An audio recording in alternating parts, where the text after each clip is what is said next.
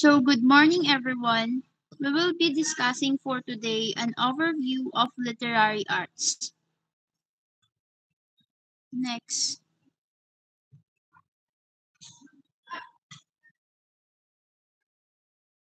So, here is the learning objectives.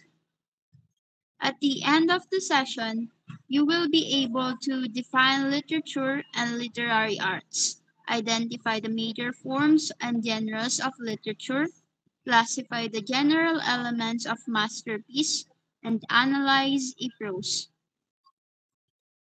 Next. So, what is literature?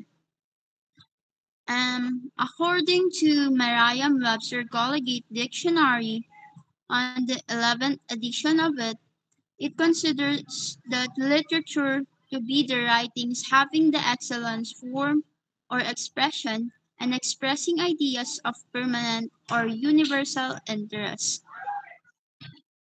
And by Walter Pater, he referred to the matter of imaginative or artistic literature as transcript not of mere fact, but of fact in its infinitely varied forms. But these such definitions assume that the reader already knows what literature is, and indeed, its central meaning, at least, is clear enough. While this Latin litera is a letter of alphabet, and literature is first and foremost humankind's e- entire body of writing. After that, it is the body of writing belonging to a given language or people. Then it is individual pieces of writing. Well, for example, is the novel like Kill a Mockingbird by Harper Lee, which tells a story from a specific time but its themes of justice and prejudice are timeless. And in poetry, it is such a Daffodils by William Wordsworth. A simple poem but it evokes feelings of joy and beauty that resonate with many. Next.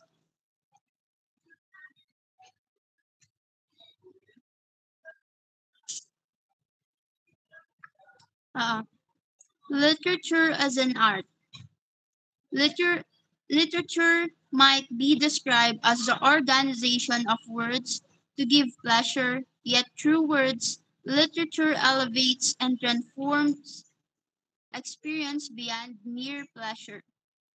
Literature also functions more broadly in society as means of both criticizing and affirming cultural values.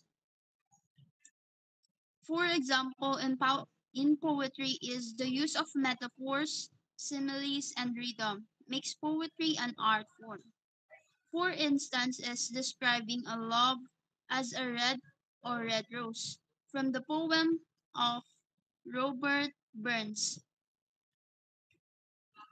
Um, it isn't just a literal, it is an artistic comparison that adds depth and add feeling. In prose or stories or novels, the way a writer crafts the characters, plots, and settings is an art. For example, the detailed psychological insight into characters in a novel like Crime and Punishment by Dostoevsky showcase the artistry of human portrayal through words.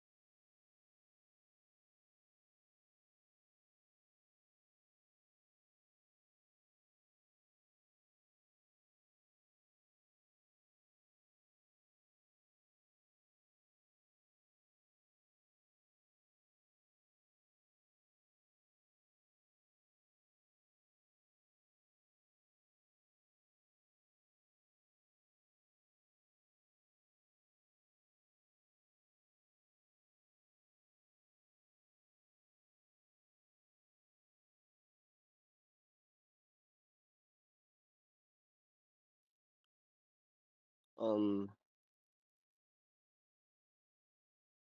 Genres of literature.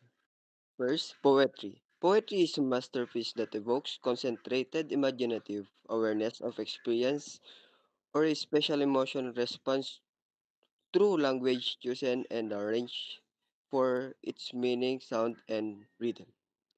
Second, prose fiction. This is a literary work that is wholly, partly imagined or theoretical. Example are novels, short stories, epics, legends, and myths. Third, drama. This is a mode of fictional representation through dialogue and performance. It is one of the literary genres, which is an imitation of some action. Dramas is also a type of play written for theater, television, radio, and film. Next. And the last, nonfiction prose. This is a literary work that is mainly based on fact, though it may contain fictional elements in certain cases. It is a writing that gives information or describes real events rather than tells a story. Nonfiction or nonfiction is content whose creator, in a good faith, assumes responsibility for the truth or accuracy of the events, people, or information presented. Common literary examples of nonfiction include expository, argumentative, fictional, and opinion pieces, essays on art or literature, biographies, memoirs, journalism, and historical, scientific, technological, or economic writing, including electronic ones.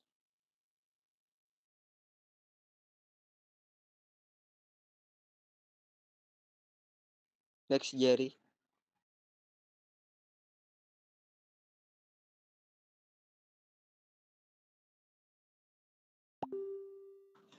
So next is the general elements of literature. Number one is humanistic value. This element of literature can be attained in the masterpieces when the readers will be able to enhance their understanding about themselves and be able to value their essence as rational human beings in the society. So these works explore universal themes such as love, morality, and human condition, allowing readers to connect with others and themselves on a deeper level. So example number one is an excerpt from Amador V. Hernandez poem entitled Foreigner, which was translated by Cirilio F. Bautista into English. Find faults with things that are native customs and livings, food and dress, were it not for his brown skin you think he was foreign and born somewhere else. Who knows? How strange life is, how fickle, how little is needed to ruin or to save. So next.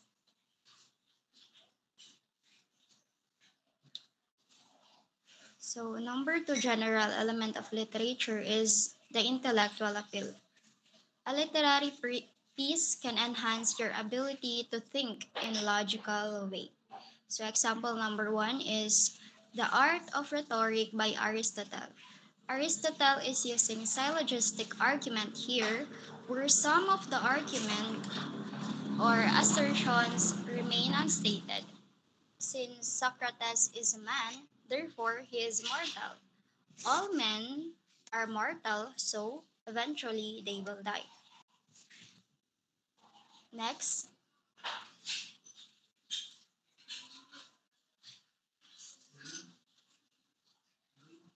So the third elements of literature is appeal, emotional appeal.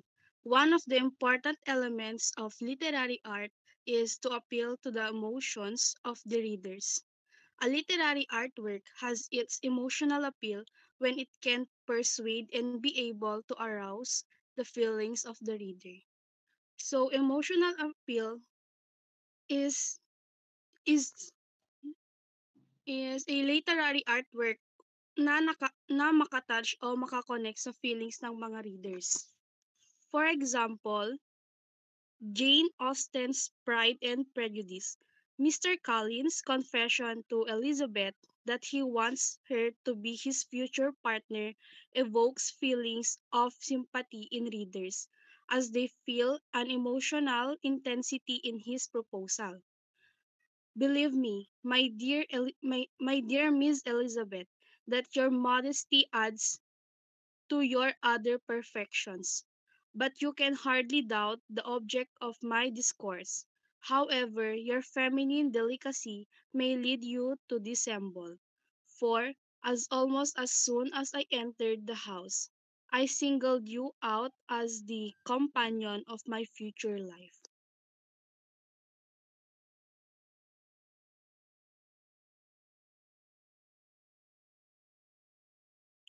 Jerry next. And another example of emotional appeal, an excerpt from Act V of William Shakespeare's Romeo and Juliet. Romeo's servant Balthasar invokes pity among the audience when he informs Romeo, who was waiting impatiently to hear about Juliet, that Juliet is dead and is buried in her family's vault. We feel sorry for the untimely death of Juliet and her heartbroken Romeo.